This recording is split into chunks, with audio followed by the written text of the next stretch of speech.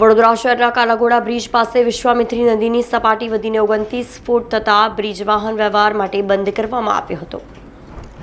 વડોદરા શહેરમાંથી પસાર થતી વિશ્વામિત્રી નદી કાલાઘોડા બ્રિજ પાસે 29 ફૂટની સપાટી થઈને વહી રહી છે, જેને લઈને તકેદારીના ભાગરૂપે કાલાઘોડા વિશ્વામિત્રી બ્રિજને વાહન વ્યવહાર માટે બંધ કરવામાં આવ્યો છે।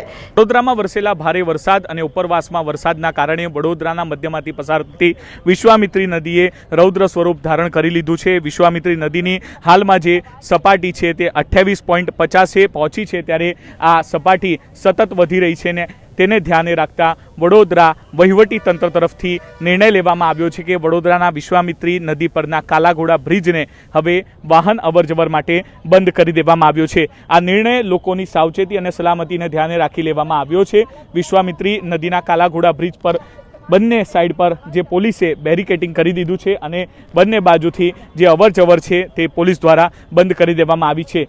પોલીસ વિભાગના ઉચ્ચ અધિકારીઓ, એસીપી કક્ષાના અધિકારીઓ અહીં હાજર છે અને વાહન અવરજવર માટે આ બ્રિજ હવે બંધ કરી દેવામાં આવ્યો છે। સતત 62 દરવાજાથી જે પ્રકારે પાણી છોડવામાં આવી રહ્યું છે અને તે પાણી વિશ્વામિત્રી નદીમાં ઠળવાઈ રહ્યું છે, ત્યારે હજુ પણ વિશ્વામિત્રી નદીની જે સપાટી છે તેમાં વધારો થઈ શકે છે અને તેને ધ્યાને રાખી આ પ્રકારનો નિર્ણય તંત્ર તરફથી લેવામાં આવ્યો છે। કેમેરામેન ઉમેશ ચાડકેની સાથે સૌરભ શંપાયન, TNN ન્યૂઝ, વડોદરા। ત્યારે કાલાઘોડા બ્રિજ બંધ કરાતા નાગરિકોએ હાલાકી વેઠવાનો વારો આવ્યો હતો। કાલાઘોડા બ્રિજ બંધ કરાતા ત્યાં પોલીસ બંદોબસ્ત તથા પાલિકાના કર્મચારીઓને પણ તૈનાત કરવામાં આવ્યા છે। ત્યારે આ અંગે ડીસીપી ટ્રાફિક જ્યોતિ પટેલે વધુ માહિતી આપી હતી।